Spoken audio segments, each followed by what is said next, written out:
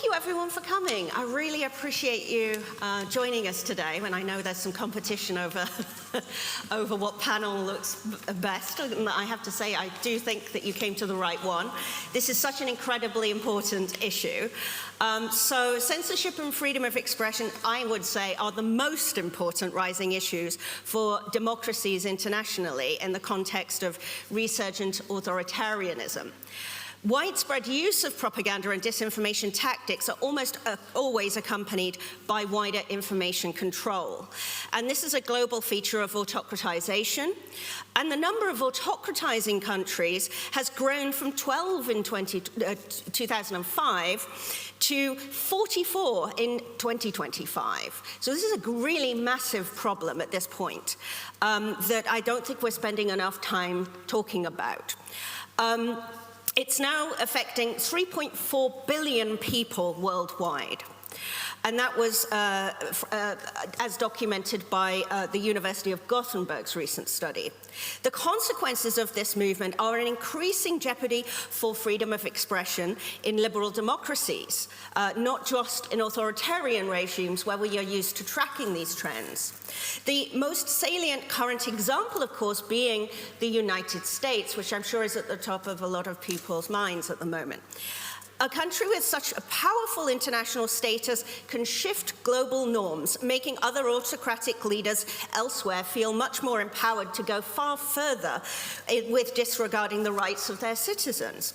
Around the world, we are seeing new technologies such as AI being used, technology-enabled harassment, doxing, intimidation, surveillance, jamming internet services, playing a role in silencing speech alongside old-fashioned state-directed censorship, monopoly power, all the things we are used to talking about in these kinds of discussions.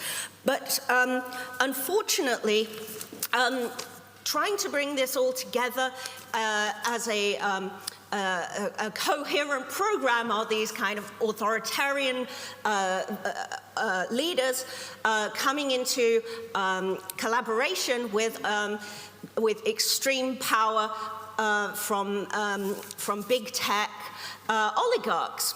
So the landscape has changed quite remarkably. But democracy defenders have learned a great deal from the fight, and I am delighted and actually honored to be joined by a really impressive panel here. Nora Benavidez, senior counsel at the Free Press in the United States. Jameel Jaffer, who directs the First Amendment Institute at Columbia University, which sponsors litigation and research at the intersection of free speech and new technology.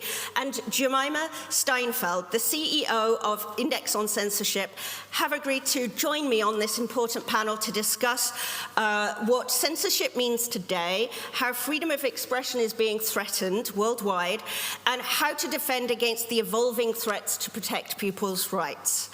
So thank you very much to my panel. First of all, in introducing them, I wanted to, come out with a long list of their amazing achievements. But my panelists who are some of the most important change makers and thinkers on this subject, were all very modest. And when I asked them to send me their details, they just said, introduce me very briefly. So I won't start by listing CVs. Instead, what I want to do is to enable the audience to really get to know them on a more personal level. And so I'm going to start by asking each of you to tell us why this issue became so important to you, and what specifically got you involved in defending freedom of expression and motivated you to dedicate your careers to this important problem. I'm going to start with Nora, if I may. Sure. Well, it's great to be here with all of you. This is the debate room, and I hope this is going to be a rigorous debate today about freedom of expression, a kind of, back and forth. I've been an attorney for over a decade, and when I began my career, I started by working with the Attorney General's office in Georgia in the United States, and I was prosecuting public official crimes. From there, I moved quickly to the ACLU, and my first case was a First Amendment case, and it was with a client that was quite noxious that I found troubling. And the combination of that early few roles between prosecuting public official crimes and thinking about what the First Amendment meant in the United States was really how I cut my teeth with these issues. But I'll tell one brief story because I actually think it's the most illuminating for why I firmly believe that free expression is essential. Over the years, I mostly litigated Section 1983 cases. Those were cases against local and state government officials for constitutional violations. And it was a great time. I loved doing it. It was mostly police misconduct cases, police shootings. It was also at a time when we were seeing rising awareness that police and governments were actively pushing violence against Black bodies and Black communities. This was right before the advent of Black Lives Matter. And so it was just a potent time where I felt like what we were doing as a movement, fighting for protest rights, journalist access, people's ability to attend public meetings and talk about these issues, was critical. And so I began advising a lot of these movements in the South, and I worked with John Lewis, and I got to do this tremendous movement building work. And I remember in 2017, it was years into doing this, representing protesters, advising them on what their rights were, preparing people, knowing that very likely government officials would attack them, even if they were working within and protesting within the bounds of the law. And around 2017, I got a phone call. I always answer, unnamed calls, and it was the Department of Homeland Security. And it was about a month after the Charlottesville riot, which was a far-right rally. I see so many people nodding in the audience. That rally ended up killing one individual, harming another several dozen, and a far-right individual rammed his car into a crowd of counter-protesters who were very disturbed by this far-right insurgent, demonstration throughout the city. And I remember a month after, cities all around the country were protesting against hate, that we needed to stand up against hate. And I got this call, and it was Homeland Security, national, and they said, look, we hear that you do a lot of work with protesters, but something is changing, and there is a lot of chatter online about the KKK and neo-Nazis wanting to infiltrate these protests. And I had done all of this work for years, advising protesters, working with people who wanted to understand, but then exercise their rights, sometimes even pushing the boundaries of lawful activity. And it felt like a real, an inflection point and a disturbing moment where personally, I realized that the kinds of expression we so needed to cling to push for progress were being claimed and usurped by people with a sense of authority and hate. And I have seen that hate now percolate throughout the world. And my decade since has really been looking at and fighting for what I hope is a kind of broad, sweeping right that people have to engage in accessing information, using that information for their daily lives, and ultimately then pushing back on what we see as a rising marriage between private actors and public people in power who are consolidating control. So that's why I think free expression matters. I think it is the necessary first tool for us when we are looking at the problems in front of us. Thank you. Yes, how about you? Please tell us about how you came to this important subject. Sure, But so first, thank you for the invitation, and thanks everybody who showed up early in the morning for this. So I think there are lots of possible answers I could give to this question, but one of them is that I spent 14 years litigating at the American Civil Liberties Union on issues relating to national security after 9/11. So I was basically, a human rights lawyer challenging some of the policies that the Bush administration initially and then the Obama administration put in place after the 9/11 attacks. And initially, these were cases about the detention of immigrants who were accused, it turns out unjustly, accused of having been involved in the planning of the attacks in some way. Then there were cases involving the interrogation and torture of prisoners in CIA black sites and detention of prisoners at Guantanamo, surveillance cases. Under the Obama administration, a whole series of cases involving targeted killing. And I thought of these cases as national security cases or human rights cases involving national security policy, and obviously they were that. But it also turned out that they were free speech cases. All of them were in one way or another about the regulation of information. And the very first cases that I was involved in at the ACLU involved the interrogation program that the Bush administration instituted. And we were trying to get information about the Bush administration's policies. And initially we were just getting, at best, entirely redacted pages, just blacked out pages. And we, alongside many others, were fighting for the release of this information. And this question of what the public has a right to see and what the government has a right to keep secret, I think that people don't immediately always think of that as a free speech question.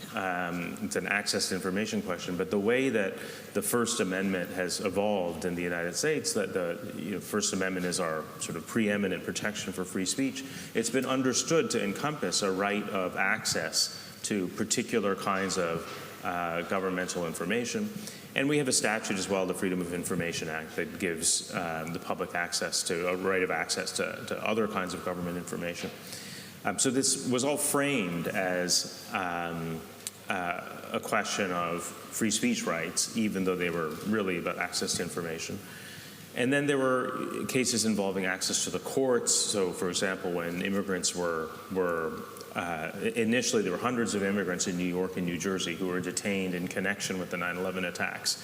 And the Bush administration was arguing publicly that these immigrants were, again, connected in some way, in some sort of vague way to the attacks. And so everybody wanted to know, well, what precisely is this connection? And the way you find out is you go to court and you listen to the hearing. You watch the government make its accusations against the detainee, and you hear the detainee's responses. But the Bush administration closed all of these hearings to the public. So there was a big fight over access to the courts, and that too, was a free speech, framed as a free speech issue. Because of the way free speech is understood in the United States. And the same happened with surveillance. Surveillance is another sort of phenomenon that people don't immediately think of as raising free speech questions, but there's a long line of First Amendment cases in which the Supreme Court has recognized that government surveillance can have a chilling effect on people's willingness to participate in the political process, their willingness to speak out publicly, go to protests, write letters to the editor, join unpopular or controversial groups, right? So there are all sorts of free speech implications of government surveillance. And so all of these cases that I initially thought of as national security cases ended up being, in one way or another, free speech cases. And so I became a First Amendment lawyer incidentally. And then for the last 10 years, I've been running a Free Speech Institute at Columbia, so I've been more directly focused on all of those issues. Thank you very much. And I think that also brings out wonderfully the relationship between free speech and this kind of right to know, really, because in order to have free speech that is informed and an active, healthy debate that supports democracy, we also need access to information. Next, maybe I can ask Jemimah to talk a little bit about how she got involved with this, because actually this access to information issue was a really important one too when we're talking about access to information about censorship, indeed. and how these kinds of debates are suppressed? I mean, I have a slightly strange route in, but maybe it's a completely understandable one. And thank you very much for inviting me onto this panel and asking me this question that allows me to indulge in it. Straight out of university, I moved from the UK to China. This was 2006, so this was the Hu Jintao era, bang smack in the middle of his era. It was pre the Beijing Olympics, and everything on the whole was improving. It was hands down the most exciting place, in my opinion, to be at that time in the world. And I was innocent, and I worked at a lifestyle publication there, and within 3 months I had been censored. So it was an English language lifestyle magazine, and I wrote an article about the fact that there was an obesity and diabetes crisis in China, and I very much was blaming it on the rise of kind of dairy products and KFC and McDonald's. And so to me, it didn't seem controversial. But even though this was a lifestyle magazine, an English language thing, everything still had to go through this censor because it was locally printed. And the censor came back and said, well, sorry, it makes China, the CCP, look like they're not in control of the nation's waistlines. It reflects badly on us. Story gone. I got back to just writing about massages and all the other things. I then became absolutely fascinated by China itself, did a master's, and then I moved back out a couple of years later, and I worked again at some a mixture of I was writing for international publications, but I was also working for a local Beijing newspaper. And then I confronted censorship again. But it also gave me this very kind of intimate knowledge of how the censorship, the most ugly censorship machine, apart from kind of the North Koreas and Iran, it's probably, it is almost a perfect censorship machine. At that stage, it was a lot less aggressive. Again, this is Hu Jintao, this is pre-Xi Jinping. There was a lot more optimism there. But nevertheless, this was quite a slick machine. And I kind of saw from the inside my colleagues how they were trying to fight the system, and were kind of failing. But it gave me this very good sense of, later on, I think, it served me well, of what it's like to be in these situations and positions where you face these horrible scenarios of, do you try as much as possible to get a story out whilst working in a system, or do you completely give up? And sadly, most of my brilliant colleagues have since left the profession altogether under Xi Jinping. So I became very, very interested in censorship from a media freedom perspective, but I also just was interested in China, the whole story, and ultimately, everywhere you go, it always comes back to censorship. Fertility rights, domestic abuse. They couldn't talk about domestic abuse at the time. It took years for women to actually say that was a grounds for divorce. They were, feminists who were getting in prison, the whole thing. And I started to report a lot more on that. And then essentially that road led to me reporting for Index on censorship. I came into Index as a contributing editor for China, and then I ended up wanting to expand because, as these panelists have also said, freedom of expression is that value that underlines everything. And from a journalistic perspective, it's been an incredibly fulfilling and fascinating beat. And then I am now the chief executive because, well, I love the organization, but also fundamentally, this is not the time to be leaving this beat. This is, when I started at Index in 2017, it was still kind of niche. I would go to dinners with friends and say, I work at this place. And they would kind of, maybe some would have a little bit of an opinion about something free speech. Now, everyone goes, God, you must be busy. I'm like, yeah, absolutely. So, well, Index is a veteran in this area, and, a very well-respected organization that has been around for a very long time doing this work. So I think they may not have heard of it at that point, but I think the work that you're doing is incredibly important. And I am, honored to have contributed to the magazine as well. Actually, I'll say a couple of words as well, because I am an academic mostly focused on propaganda, but part of the why I got interested in propaganda was also because I was interested in censorship. I was interested in control of information. And I encountered this first when I was a child. I spent 2 years in Saudi Arabia as a child, and at a very formative age, and remember seeing and just being completely shocked at the Western newspapers that I would see in the supermarket and the news agents in Saudi, where they had gone through each paper with a black pen, a black marker, blacking out different parts of text that were not allowed. Women who had their arms or legs exposed had black all the way through them. And it ended up that you could not actually read the newspaper. You would go through, and it's like, well, it's all the way through, like, because it soaks all the way through the newspaper, made it totally unreadable. And so as a child of like 10 seeing this, I was so shocked. And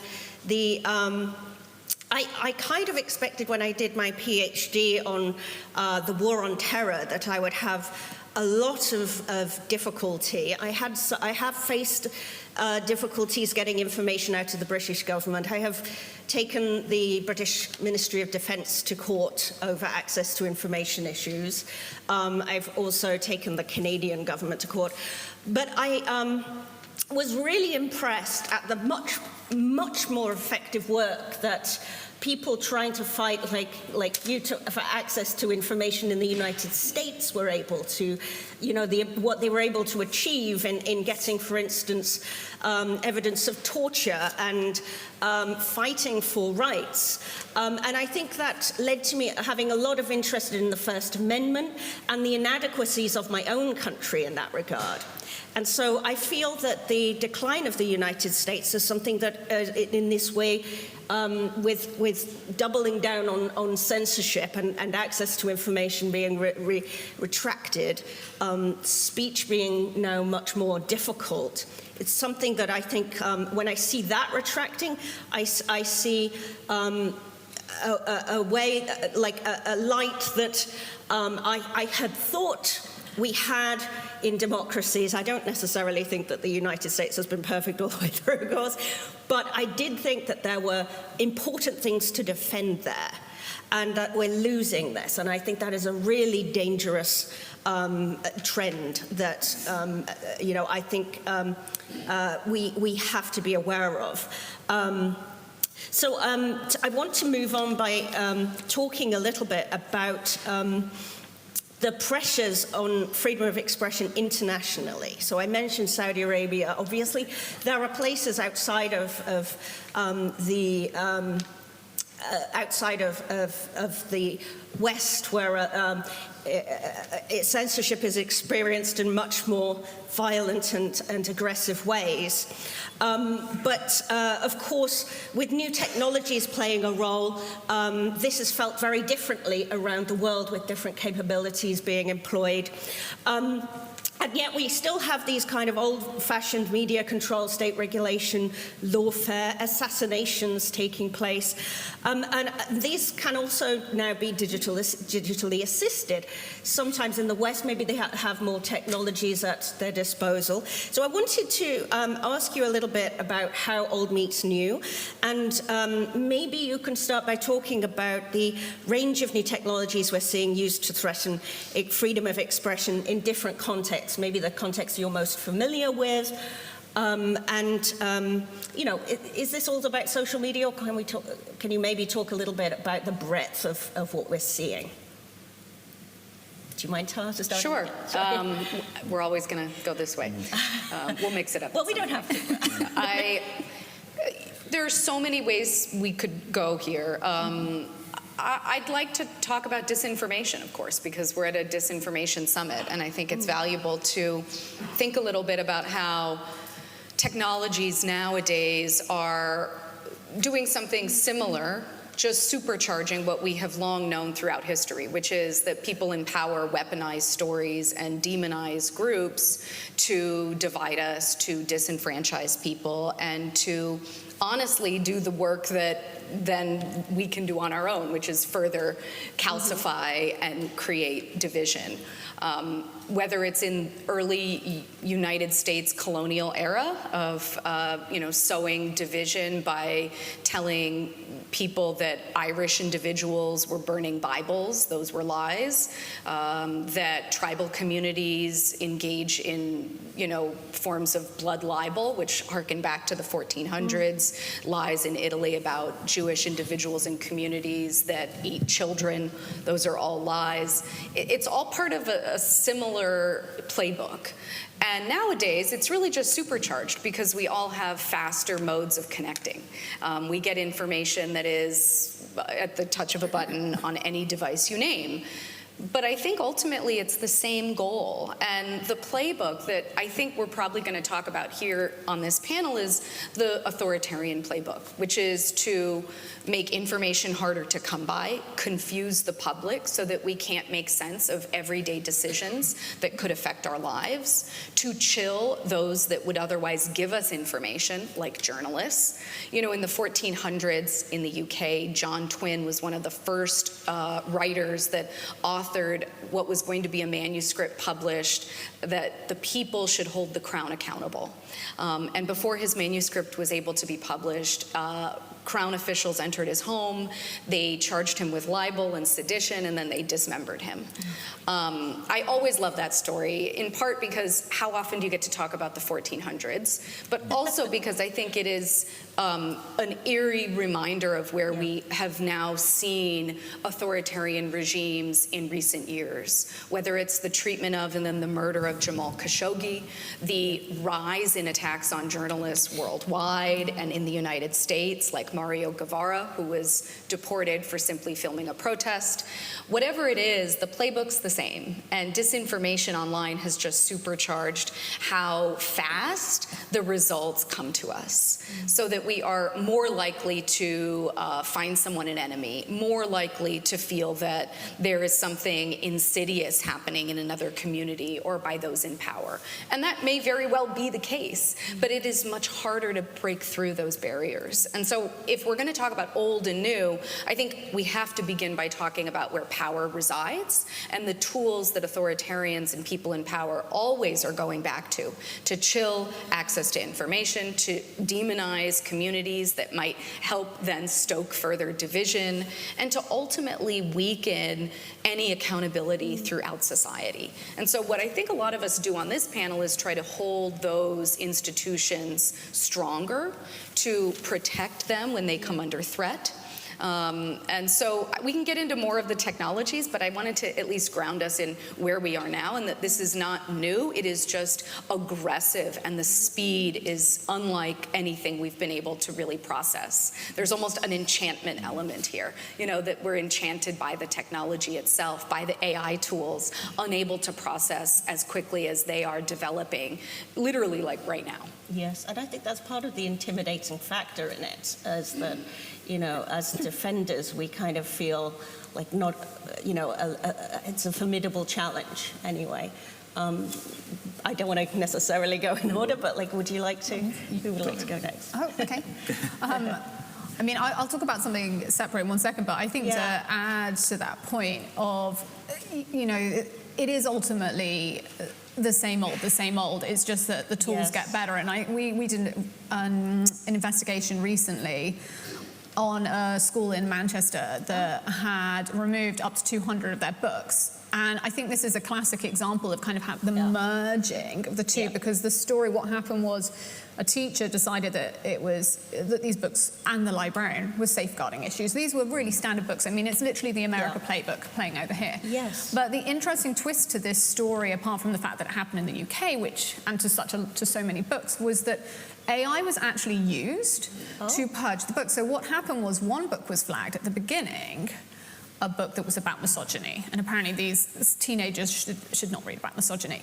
And they then put that book into an AI system with the whole record of the library, and they said, can you pull out any books that might be similar? And whoosh, like a day later, they had 200. They had all the reasons that were spewed out by AI, and they had never themselves read the books. Never, of course they never. So I think this is a classic example of this mixture of old meets new, because there were people physically going into the library to remove the books. And that has been going on for centuries. and there was AI propelling it so it could happen at speed. Yes. In a way that if you were actually just going to go through a library thing and... Definitely, yeah. But one of the things that I think that we see happening at the moment, which again speaks to the kind of the new tech and the way that it evolves and makes the world so much less safe, is the idea that borders don't matter anymore. So when Index first came about in 1972, you could escape from a country and live relative peace in a separate country. That's not to say that everyone was safe. I mean, Trotsky was killed abroad, and there were Chinese dissidents who, in the turn of the century, who fled to Taiwan and were hunted down, although they didn't actually get killed, but they lived in fear of being hunted, and there were people with bounties. But on the whole, the border did give a degree of safety, and that's now completely gone, essentially. Yeah. And I think that's really interesting and terrifying. So you've got communities, I mean, we're in the UK right now, we're in a university. I mean, we've had universities in the UK where the Chinese students have had to write not under their own names because of fears of repercussions. In London, a couple of years ago, a journalist from Iran International, was stabbed outside his home in Wimbledon. Khashoggi's already been mentioned. Yes. And all of this is this sense that you are not safe no matter where you are, and it's being propelled by tech, because you have tech, you obviously have things like Pegasus. That is still pretty expensive from what I know, but spyware is becoming cheaper and cheaper. So, and it's easier for your phones to be infected. You've also got legislation and states around the world who are basically trying to do away with us being anonymous online. I mean, Russia, for example, at the moment is pretty much trying to chuck everyone off the encrypted sites and onto their own site Max. Yeah. Beijing for ages has been making sure that if you want to use the social media, you have to register under your own name. Even supposedly well-meaning governments, in terms of the age gating, are now potentially going to take away our anonymity. So this idea that you can kind of continue your work elsewhere with relative safety is something of the past, and I think that's something we've got to be really, really careful about and stop as much as possible, but it's completely overwhelming. Definitely. Actually, this issue of encryption is, I think, a really important one, because at the moment there's a discussion going on over, people having very legitimate concerns over child safety, right? And talking about potentially removing encryption from different sites and apps and so forth. And I would say that during the Cambridge Analytica scandal, I don't think we would have been able to do what we did without using Signal. And part of it is, the involvement of actors that literally have intelligence firms at their disposal, right? But also just the confidence to whistleblow and things like that, right? Those people don't feel safe enough to make that huge leap and work safely with journalists without these kinds of technologies. So I think this is actually a really, really important point. And, the acceleration, like you say, is super important as well. That actually brings me sort of into the next question I was going to ask, which was how these technologies act as like a force accelerator for old-fashioned low-tech methods. Because I think one of the things that often these debates focus on is the high-tech, because it's all new and we want to learn about the new exciting tech. But it's a lot of the time backed up by violence and other aggressive methods. And so does anybody have anything to add on that? Yeah, I mean, I can give just one example from one of the cases that we're litigating at the Knight Institute. So we represent journalists associated with El Faro, which is Central American news organization, I think probably the most respected independent Central American news organization. And they were based in El Salvador, and that's where they were founded, and they have done an incredible amount of important reporting about sort of the rise of authoritarianism in that particular country, as well as the emergence of authoritarianism in other countries in Latin America. And they were targeted with spyware several years ago. And they didn't learn until almost a year after the spyware attacks had infected all of their phones. And it was only because Citizen Lab at the University of Toronto and Apple notified them that their phones had been, compromised in this way. And they don't know for a fact who is behind the attacks, but given the kind of work that they do, it's and the limited number of actors who have access to this technology. It's almost certain that it was the Salvadoran government that was behind or some part of the Salvadoran government that was behind the attacks, and they have the spyware attacks were sort of part of a larger effort at intimidating and persecuting these journalists. And they have ultimately had to leave El Salvador, and they are scattered around the world now. They continue to do their work, but the use of this spyware. So it's an Israeli company that manufactures the spyware, but then it's the authoritarian or rights-abusing regimes all over the world that use the spyware. And there is no framework for accountability. So in theory, they could sue in Israel, although the Israeli government would protect NSO Group, which is the manufacturer of the spyware. They could sue in El Salvador, but it would be extremely dangerous for them to sue, and they wouldn't get anywhere in the courts. We have sued on their behalves in the United States, making the argument that the technology that was used to subvert their privacy was relied on American technological infrastructure. So it involves the subversion of Apple's software, and we're making the argument that that's enough of a link to warrant American courts becoming involved in this dispute, even though the journalists themselves are from El Salvador and the spyware developer is Israeli. So we have been in this sort of we lost in the district court, and then we won on appeal, and then we're back in the district court. So the case is ongoing, but it's a sort of very good illustration, I think, of the point that Jemimah made about the border not being a protection anymore, because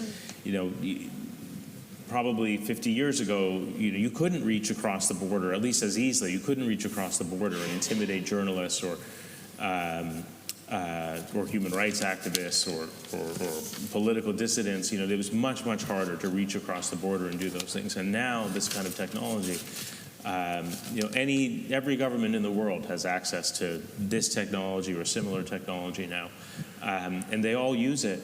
Well, not all, but many of them use it very aggressively to intimidate and silence their critics. Absolutely, and I think these norms, unfortunately, have changed substantially, and there has been a great effort to try to legislate against these awful spyware tools, but I don't know, it's still an ongoing battle. But often these authoritarian and anti-democratic leaders and movements are using disingenuous kind of censorship claims to talk about the efforts that democracy's defenders are making to regulate when it comes to the lies that they are spreading, right? So I wondered if we could talk a little bit about these kinds of censorship debates that we're seeing going on at the moment. This is obviously a method of deflection. So when a propagandist can't win an argument on merit, a common tactic that's used is to a character assassination, to attack the person that has made their counter-argument, to try to discredit, intimidate, or silence them. So what kind of factors would you say enable the successful mobilization of this strategy? Do you want to talk about Sure. this? Yeah. Well, I've done a lot of work on with platform executives and staff throughout the years, and I can talk a little bit about this because I think this is exactly to your question, in my own personal story, from having seen firsthand how hate and lies were entering a kind of zeitgeist over 10 years ago, I started pivoting from litigation to doing policy work, and primarily monitoring and analyzing how platform policies were being applied in real world and very difficult, complex situations. A lot of that being election context, but generally, you know, crisis moments, wartime, other violent events. And the short, you know, cliff notes is, over the last 8 or so years, all of the major platforms have rolled back the way that they have applied their policies. They have watered down and weakened their policies. If we're here talking about disinformation or the ways that there are these kinds of warped censorship campaigns, co-opting of phrases like this, I think we see it best in Elon Musk and the way that he bought Twitter, promised a number of things, and then walked back all of those promises. Namely, he gutted trust and safety teams, content moderation teams, all of the disinformation policies on elections and otherwise, removed a trust and safety council, fired hundreds and hundreds and hundreds of people. And in the middle of it then, he proactively went after researchers that were trying to keep studying and holding the line, so to speak, on monitoring what he was or was not doing. And those attacks were, it wasn't just that he was within, you know, cleaning house within Twitter, it was that he was sort of attacking the force field of researchers and people who were frankly just trying to document, whether it was Media Matters or the Center for Countering Digital Hate or others like my own group, Free Press.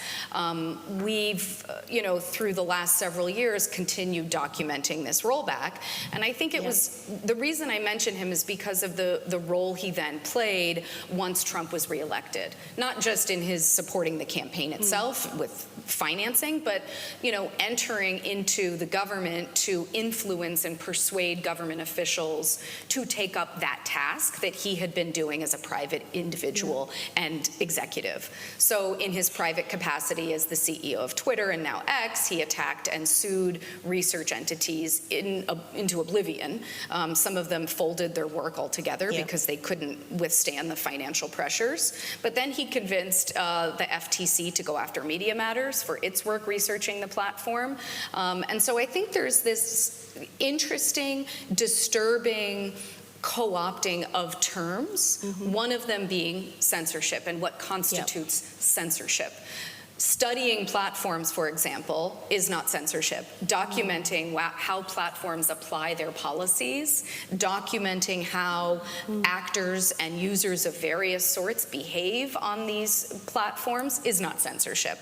But it has been a really productive campaign that Musk initiated over the last several years, and that has then, you know, been met with tremendous vigor and excitement from within the Trump administration, because there was already an existing body of congressional members who sought to discredit researchers. So I know others here have been doing a lot of that work as well. Yes. But I hope that sets the stage a little bit. It absolutely does. Thank you. Jameel, do you want to talk about some of the work that the Knight Institute is doing in this area? Yeah, I mean, this is just, you know, further escalation of what Nora has already described. But you know, very recently, the Trump administration has adopted this policy of revoking the visas of researchers or denying visas to researchers who work on issues relating to misinformation, disinformation. And the theory behind this policy is that those people are engaged in censorship. And you know, there's a kind of through the looking glass quality to all of this, because those people are actually exercising First Amendment rights, and it's the government preventing them from exercising First Amendment rights that's engaged in censorship.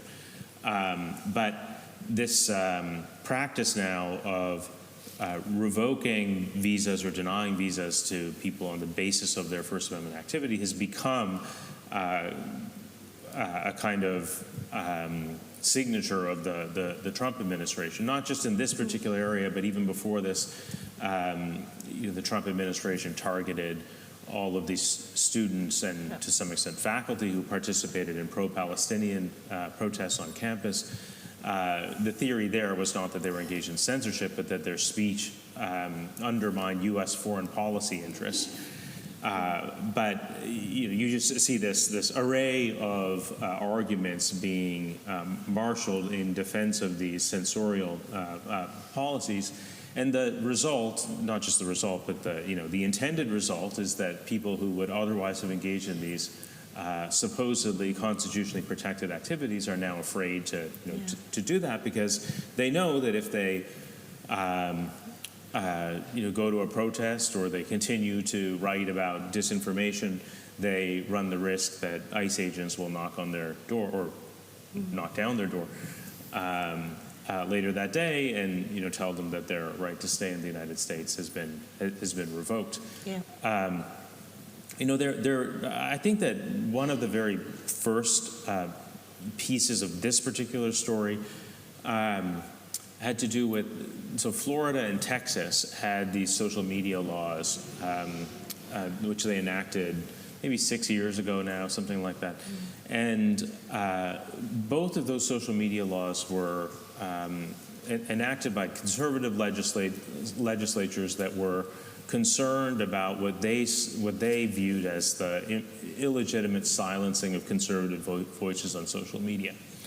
There was very little evidence to back up this claim that conservative voices were being silenced on social media, but they had this idea that they were being silenced, and they thought, well, social media is sort of the infrastructure of the digital public sphere now, and it's a big problem for democracy if particular viewpoints are being excluded from the public sphere. And so we are going to require these social media companies to carry speech that they would prefer not to carry. They don't want to carry the conservative speech. Too bad. You guys are like AT&T.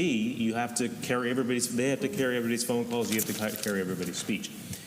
And this was a debate in part about the nature of social media and the role that social media plays in underwriting public discourse. And the way it was presented, I think, was terrible, because again, there's very little evidence that conservatives are being excluded. But the truth is, these social media companies do have a huge amount of power over, what gets said, what ideas get traction in the public sphere, what gets heard, right? And even if these legislatures were misguided in thinking that the problem was that conservative voices were being suppressed, they weren't wrong to be worried about the power of the social media companies. And I do think that that this debate, at least in the United States, has flipped back and forth multiple times with, at various points, the right being concerned about exclusion from the public sphere, and at other points, the left being concerned about exclusion from the public sphere. But the underlying, the really hard question is one that should be of concern to everybody, which is about the power of these social media companies and how we address that power without handing the government the authority to censor or distort public discourse. Definitely. And I think it's worth adding that a lot of these people who are crying censorship have followers of like 2 million people on their accounts, right? So they have a huge megaphone very often. Whereas, people who are doing research and being told that they are, complicit with censorship just for, analyzing the spread of disinformation online, or being, are scared to even, travel because they're worried about getting back into the country. I mean, this is why I submitted a declaration in the court case that you're so bravely fighting for us. Thank you so much for doing this. I wanted to also ask you, you publish silenced voices, right? So I think this is actually a really important question for you too, because how do you make these judgments and decisions about, this kind of, with all these people kind of making claims about censorship? I know that, Index on Censorship publishes views that are sometimes diametrically opposed from each other, right? So how do you manage this as an organization publishing silenced voices? So the silence voices themselves are usually slightly more straightforward because usually someone, if you're actually literally silenced, I think most people can unite and say, well, that voice should be heard. I think the more troubling ones are the persecuted, the persecution, but where you still might have a big platform. Yes. So, you know, a major author who has millions of followers but whose views people have decided they don't like, or, you know, they can still claim persecution because if they're receiving death threats, you know, that is a wrong approach to a view that you disagree with. Yeah. That is a censorious approach. And so we cover censorship in the round. Those are the things that become really, really hard because, you know, we'll have discussions about, okay, well, that might be wrong, but should we use our slim resources to be giving that person who's already got a platform, even if they are the subject of some egregious attacks. And so, you know, we think carefully, and we try and cover these things, but we weigh up how we cover them very, very carefully. And again, looking at those kind of the structures of power. And what I think is really interesting, which Jameel was certainly talking about, is I think that what's happened over the last few years is that people have had grievances across the spectrum. So you've got the deplatforming of both right-wing and left-wing voices. You know, you can say gender criticals and trans, Israelis, Palestinians, the whole thing. You've got all that. And what I think has happened is bad faith actors like Musk and Trump have come in and they've turned these grievances into a culture of grievance. And they fundamentally have the power. They have the kind of the political power and they have the financial power to then change the rules. So it's been very effective because everyone can know someone or feel like they are someone who maybe has been silenced in some way. So they've tapped into this kind of this thing that has happened, but they've completely manipulated it and for their own gains. And turning it into a political movement as well. Actually, that brings me to what I'm going to keep as my final question, because I want the audience to have a chance to ask questions too. This idea of how, you know, like essentially all these autocrats are exploiting this, and they're led, of course, also by billionaires and, you know, it's leaders of superpowers, and they are invoking these speech rights to advance their movements, which actually for most of us who are trying to act and, you know, to defend democracy in this area makes us often feel very disempowered. So how do we continue to defend rights as this important line of defense? What tools does civil society have to fight back? And how can, you know, disinformation researchers, journalists, trust and safety workers, speech defenders, like how can they respond in this kind of climate? Who would like to go first? I think it's, for me, the first thing is just solidarity. I think that's a really basic point, but I think it's really important. And I say this to people who I meet in the, I think it was from the 1950s onwards in the Soviet Union, Soviet dissidents, they would gather in speakeasies and they would toast to the success of their hopeless cause. Which is both funny, but, you know, they obviously thought that ultimately their cause, you know, was kind of tongue-in-cheek hopeless. But I think my main takeaway from this is actually that they were all coming together and they were doing something communal, and they were, and I think that was really, really powerful, and ultimately they won. Like, I mean, look, let's park Putin. The Soviet Union did end. So I think that there's a really big thing about solidarity, and we are again, the kind of the Trumps and things are trying to separate us and trying to, and indeed the social media echo chambers, all these things are kind of about isolating us, and autocracy thrives on isolation. And if you can, events like this are great, it's just solidarity movements, being there for each other and trying to remember the ultimate aim here, that, you know, is the protection of these democratic values. Definitely. I mean, I think public protest is maybe an expression of solidarity. And I think it's, you know, hugely important.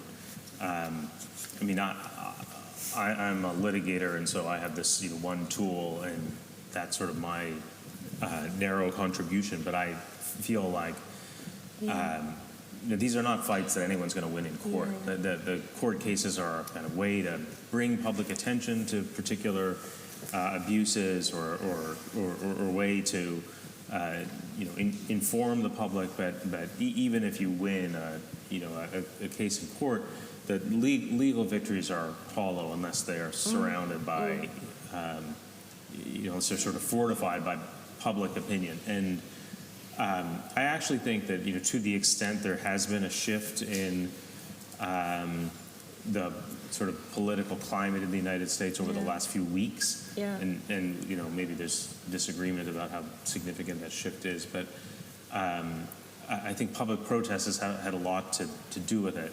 It's just there is a sense that the public cares about the rights that are being trampled, and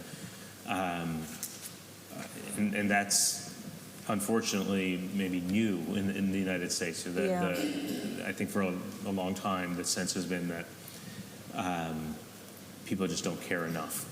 People don't care enough that these rights are being eroded or trampled, and now there's a sense that maybe they do care after all. I think it's also a complacency, right? Because I don't think Americans really believe that they can lose their democracy. No, I think that's right. Yeah. And I think you look at places like Iran, when people have been so incredibly brave and will be thrown in prison and killed, and still go out and fight on the streets for freedom. But I think a lot of Americans think that this will just pass.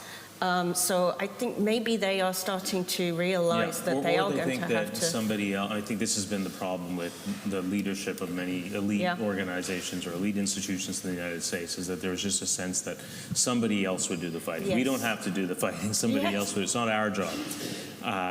And the politicians doing it for us. Or maybe it's these NGOs that will do it, or maybe it's another university, or it's another law firm that can take on that battle. But at some point people realize, nobody's going to do it unless we do.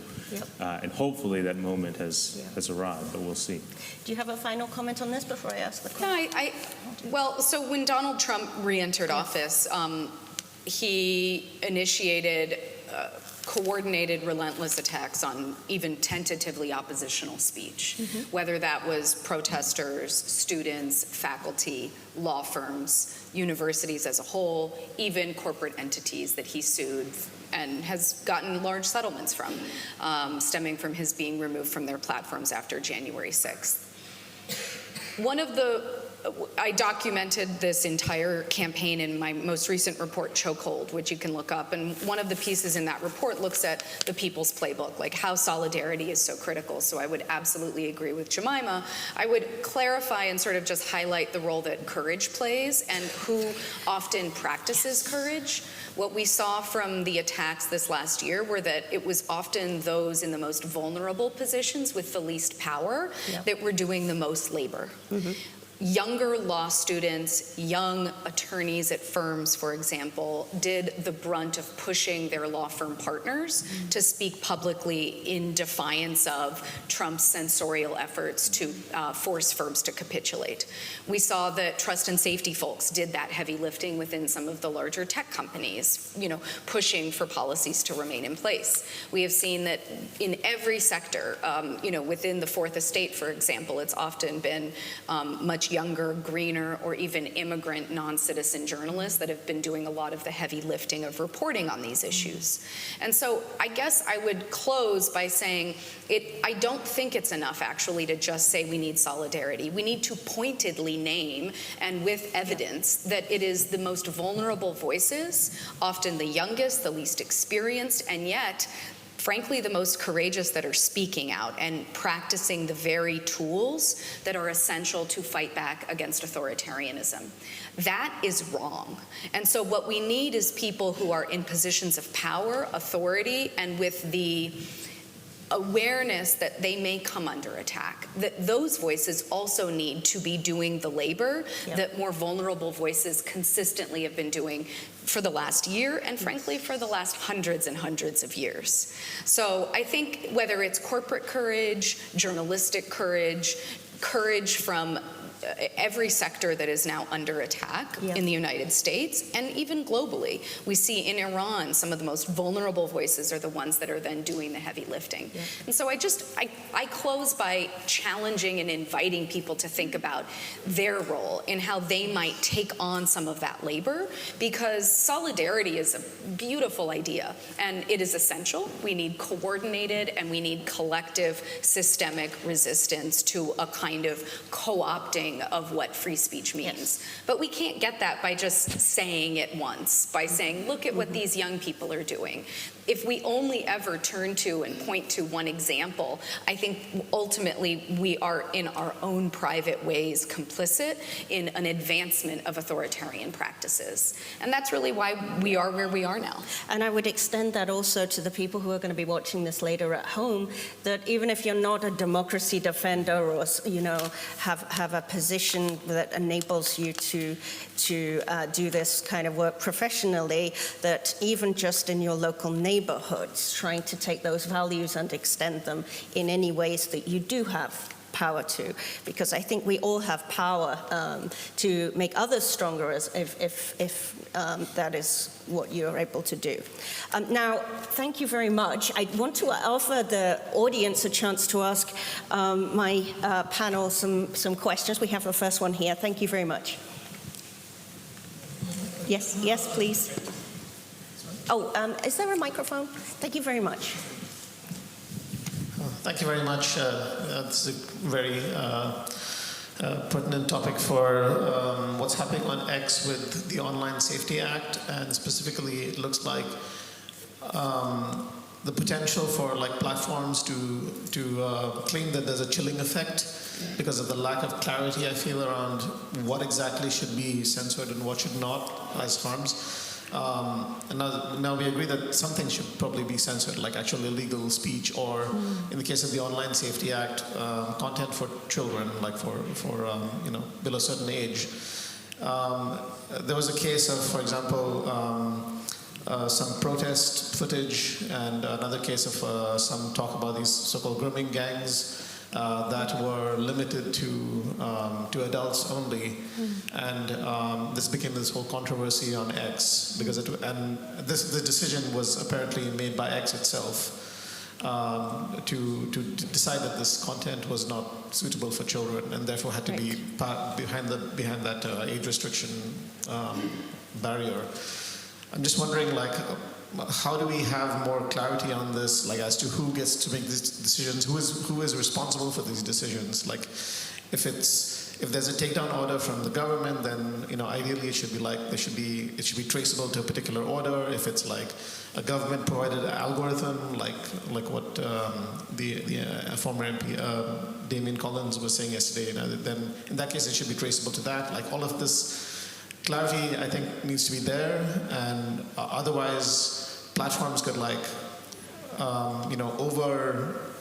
overreach with the censorship, and then claim that it was government that made them do it, and then create that whole far-right controversy and everything around that. Yes, absolutely. So that's a very good point. on that.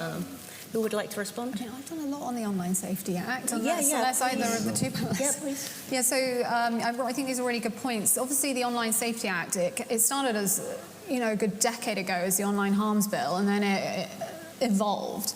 And with each kind of evolution until it finally became the Online Safety Act, it grew and grew and grew and grew. And now it's an absolute beast of legislation. And we have opposed many different things, and we actually managed to get legal but harmful struck off it, thank goodness, because that was going to be an absolute freedom of expression horror show. But even in its current iteration, it is still really problematic. And one of the things that we think is particularly problematic is what you point out, that because the platforms can be fined for falling foul of this gigantic bit of legislation, they will most likely over-censor because they're not going to want to be fined. I mean, the platforms themselves don't want it because they don't want to have to remove content. We can park that and their kind of, the role they have. But in terms of, one of the kind of the ironies is that the government here is saying, you know, the platforms have done bad, but actually we're going to indirectly give them even more power to content moderate. So yeah, I think we're only starting to feel they haven't enforced all of it yet. It's in kind of different stages, and Ofcom's also in charge. So it's all these kind of different bodies. But even now, you know, you can, around the age gating that came in the summer, you already saw lots of different platforms removing content. So yeah, it's not a good piece of legislation for the freedom of expression landscape. It obviously came from a not bad place. Yes. I mean, the majority of the, you know, again, it's kind of evolved over the years, so they've tagged on things like terrorism and things, but the original thing was to get rid of try and kind of make the internet safer for children, primarily, and to get rid of the proliferation of child sexual exploitation material that was online. But it's just that it's not going to necessarily do that, or it will sacrifice our rights, and or it sacrifices the rights too much in the process. Yeah. Do you want to add something? Yeah. Do you want to go first? I guess I want to take a step back and just, I have thoughts on the Online Safety Act. I also think that just broadly where we are at an existential moment here is we're still figuring out how regulation of these large companies will work. And I think very broadly what we are seeing is that the cost of non-compliance is really the cost of doing business for these companies. Whether it's the jury, you know, damages that we've seen in New Mexico and California over the last few weeks, almost totaling 400 million, whether it's, you know, Elon Musk being prosecuted in Paris, whether it's the various kinds of fines levied through the DSA. Like, I honestly think that those fines are not an inhibitor to continued non-compliance or kind of gray area compliance. You look at the kinds of transparency responses, for example, that companies have given in meeting the DSA requirements, and from a 7-page letter to a 300-page letter. They're really trying to kind of, I believe, test the boundaries of how regulators will or will not enforce their responses. And what's happening in the middle of that? There is continued non-compliance. There is continued disinformation spreading. There is continued, I think, all of the various proliferated issues we've talked about. Yes. And so I say that as almost throat clearing to point to what we also know is the court of public opinion that has to also play a role here in eventually reaching a point of saying this is unacceptable. That these platforms are, one, too big to moderate and, you know, control themselves, and clearly there is a cultural element that we are playing a role in participating in giving up our data, et cetera. Our policy leaders in the United States have held more hearings on this issue with less bills introduced or moved than basically any other issue in recent history since the 1940s. That alone, I think, points to a kind of lack of political will, both in the United States and globally. These companies are centered and headquartered in the United States, and yet the only people that seek to hold them accountable have been juries, which are everyday people. I'll close just one final thing, which is I really believe the way that we hold global leaders accountable online has been undervalued and has not gotten the attention it deserves. Global leaders of all sorts are often given a free pass to say and promote any number of unacceptable values. And it's a tension if we're talking about freedom of expression. Do they have the right to say that? Yes, they do. Platforms are private companies, and the way that they leniently apply their policies and more leniently apply their policies to global leader accounts has allowed some of the grossest and most vile opinions to have the most visibility. And so that's an area where I think our regulators have undervalued how policies can actually be one of the strongest vehicles and the application of platform policies to actually girding against the harms we've talked about over the last few days. Did you have anything you want to say? Yeah, let me just say,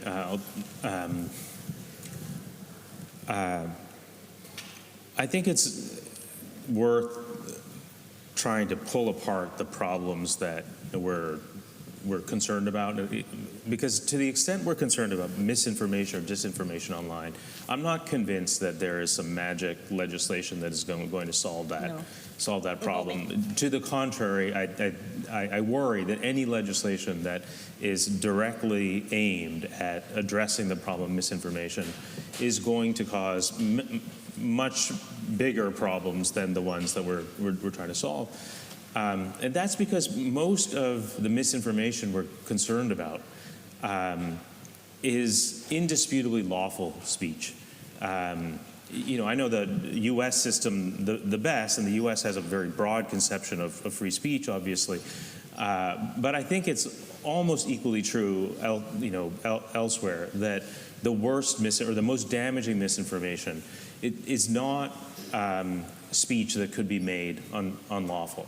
There's genuine disagreement in the United States about whether, for example, or to what extent vaccines are effective. Now, I have my own views, which I think are based on scientific consensus. Other people have, their own views as well. And it's, turned out over time that sometimes people who were confident that their views were informed by scientific consensus were wrong, And so we're, I think, properly reluctant to give the government the power to say, today, the views that are based on scientific consensus are the only ones that can be shared online, and everything else has to be silenced. For good reason, we're skeptical of laws that would give the government that kind of power. And the same is true of elections, misinformation about elections, except at the far margins where you can say, look, you're lying about the time and place of voting or something like that. There's very little you can do about statements like, I think Trump won that election, without giving the government the power to suppress a lot of speech that you don't want the government to be able to suppress. So I kind of think that going directly at the problem of misinformation like that is just the wrong, the wrong, not just the wrong approach, but a dangerous approach. Instead, I think we should, to go back to something I said earlier, we should focus on the problem of concentration of power. The platforms small number of platforms have so much power over public discourse that when they decide that this particular kind of speech is misinformation, or this particular kind of misinformation should be amplified, that has huge implications for our societies. And that's a problem, that a small number of private companies have that kind of power. And we should address that problem. We can address that problem by limiting the kinds of information that these platforms can collect about their users, through antitrust action, through interoperability mandates so that other people can build on top of the networks that these platforms have created. There are ways of addressing the concentration of power that don't give the government the ability to say this kind of speech is acceptable and this kind of speech isn't. And I think that's a better approach. Yes, I also think that targeting falsehood is a little bit too narrow anyway, right? Because, quite honestly, you can use insinuation, you can use humor, and we can't ban all of these things or take them off the internet. There's always been disinformation throughout history. The problem now is that we are swamped in it because of these kind of imbalances of power, this monopolization, the algorithms, the way that they are using our data. So all of these kinds of things that try to imbalance that system and are being used by authoritarians to, essentially build movements to silence speech. And I actually think that this is a really important point, is that actually what we're seeing is the way in which these lies can also silence people. And I think those things working together are really an important part of this kind of problem. I see a hand up down the back. Yeah? Okay. Can I go? Yeah? yeah. All right, Sorry. thank you very much. My question is actually for Nora on the role of courage. So, for example, with Charlie Kirk's murder, I don't know any sane person or reasonable person who would think that was right. It was horrific what happened. But then the conversation shifted from, what actually happened to what he stood for, and there was healthy debate around that. But then it shifted a little bit where we're like, no, we know what he stood for and what he said. Here's the video. Here are videos of what he said. And like, no, you're taking it out of context. We're like, no, we get the full context around this. And then people were then losing their jobs for saying, no, this is what he stood for. And at a point, I think there was a black lady news anchor who was actually fired. At a point, you then go, okay, maybe I need to protect my peace. How far would you push in this climate? And then the conversation was like, but January 6th, people were put in jail with like false equivalence. Yeah. And the censorship is being driven by these social media, surges in what is being claimed at the time.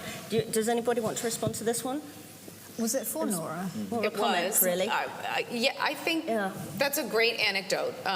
What happened after Charlie Kirk's assassination was many private actors banded together to create a list of individuals who had posted online simply quoting Charlie Kirk phrases, and many of those individuals who posted online quoting him were later targeted through their jobs. I know and have worked with a number of close friends who are fighting for those employees and the various claims surrounding their right to say what they want in their private life. I'm not sure that is any, from a courage perspective, I think that there are even more acute examples of courage that are needed. And each of these present questions about what your personal risk and your willingness to engage in risk might be. But I think, frankly, if you're asking me about Kirk as an incident and courage, I actually think that incident is more interesting and noteworthy for the way that Trump exploited it, the way that people in power used that moment to demonize and villainize another political party, individuals who were quoting that individual who was later who had been assassinated, and to, instead of unite or build solidarity, people in power further, weaponized the moment. I think that really can just show us very clearly the kind of intent, the kind of ethos that we are now seeing throughout the world. That, and this relates to some of my own research on political alienation, how political alienation has played a role in helping to precipitate our willingness to give in to authoritarians. Authoritarians promise easy solutions, but they're creating the problems to then promise easy solutions too. And so this one, if we're really here just wrestling with it, I'm happy to talk later with you as well. But I think this one is less about the courage for individuals who are speaking and more, I would point to what that moment provided us, illuminated when our leaders have very clearly, dialed up the temperature instead of tried to take it down. Okay, I don't know. I think we are probably out of time. Do we have time for one more question? Is that okay? Or are people waiting to come in? Yes, it would be lovely to have one more. Thank you so much. Yeah. Yes, please. Just to follow up on the power or the breaking down different companies as being a potential solution, I'm trying to figure out how, if we had 15 Twitters, that would solve the problem. Yeah. It seems like that is a solution to a different problem than the spread of mis and disinformation. Yeah, I think that's fair. Yeah. I would say that it's a solution to part of the problem. I think that, the problem is that when Elon Musk decides that he wants to amplify this particular kind of speech, whether it's misinformation or just speech that is likely to make one group hate another group, or when he decides that that's what should be amplified, it has societal effects. It's, it's not just the decision of, some guy to start spouting off. It's a decision that our entire digital public sphere should be restructured in the service of that particular kind of speech. And if you have a system in which, nobody has the power to influence public discourse in that profound way, and instead you have a diversity of platforms which are likely to make different kinds of decisions about what kinds of speech should be amplified or what kinds of speech should be allowed. It's not a guarantee that it's totally possible, I suppose, that every single one of those platforms will independently and autonomously decide to adopt exactly the same policies that Elon Musk was adopting, when he controlled so much of the public sphere. But it's more likely that we're going to have a diversity of viewpoints reflected in those algorithms, reflected in those content moderation policies. And I think ultimately, that's the most you can hope for in a democratically structured environment, because the alternative is to centralize the power in government. And the government gets to decide this kind of speech is okay and that kind of speech isn't okay. And maybe you can get comfortable with that at the margins. You can say, well, these particular categories of hate speech, for example, should be off limits, or these particular categories of lies about the time and place of election should be off limits. But again, I don't think that you're going to get at the biggest issues of misinformation just by focusing on those margins. You're going to have to go to sort of core political speech, and we don't, I guess my view is that the dangers of giving the government the power to police core political speech far outweigh the dangers presented by giving private actors the power to make their own decisions about what kind of speech should be allowed or not. We have to rebalance the architecture that allows us to fight back. And I think your criticism, your point, is a very good one. But I also, okay, yes, please. Well, I'm wary of brainstorming in real time on a panel, Sure. but I do actually, I think a lot about fragmentation and how the world has become more fragmented. My own research and through our writing at Free Press, we've kind of steered away from antitrust as a solution, or at least as a silver bullet, to everything we've talked about on this panel. I think it can be a tool in our arsenal, but ultimately I think it comes down to data and control over our data, really understanding that limiting what companies can collect about us, limiting then how they can sell that to others, how governments can buy that data. I think if we're only looking, per your question, at the mis and disinformation realm, I actually think breaking up these companies to create more is less of a clear line than the obvious problem of our digital civil rights being taken away because data and the rampant data sphere available to private companies has allowed for laser-like precision and targeting of individuals with content, real and synthetic, that really speaks to our personal, vulnerabilities and proclivities. And so I'm in my own work, I've tried to move towards data privacy issues more than some of the antitrust work that I think some have felt is valuable. I don't think all of these can be silver bullets to each of the problems we've discussed over the last 3 days here. I think there's a kind of you have a toolbox, and sometimes we have to have the smartest folks in the room, often Jameel, talking through when and how are we applying those. The problem then becomes that the political will isn't there with our leaders at the highest levels. I don't think there is one answer. We have to have the ability to change people's minds as well, right? But yeah, it's not all about just trying to reorganize platforms. So yeah, do you want to have a final point on this? Because we're very much at the end of our time. No, I Anything to agree with. I agree. I mean, I think one of the things just is the conversations that I think Nora made the point and Jameel continued it, was the conversations that that they're having at a political level about the platforms is kind of just like going after the wrong thing, and it is these gigantic algorithms, and I think it's just they don't have the political courage or something to take on these business models, and so really they're just going for these kind of cheap, easy wins. Yeah. Okay, I think we could talk all day, but thank you ever so much to my panel.